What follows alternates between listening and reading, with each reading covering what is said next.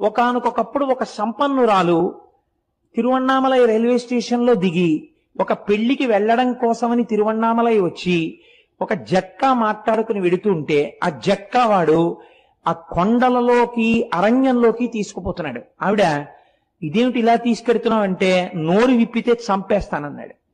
భగవానుడు ఇక్కడే కొండ రూపంలో ఉన్నాడు, నన్ను రక్షిస్తాడని ఆవిడ జట్కాలో కూర్చుని అరుణాచల శివ అరుణాచల శివ అరుణాచల శివ అని 3 మాటలు అన్నారు. అనేసరికి పెద్ద పెద్ద టార్చ్ లైట్లు వేసుకుని ఒక పోలీస్ టీం ఒకటక్కడికి వచ్చింది.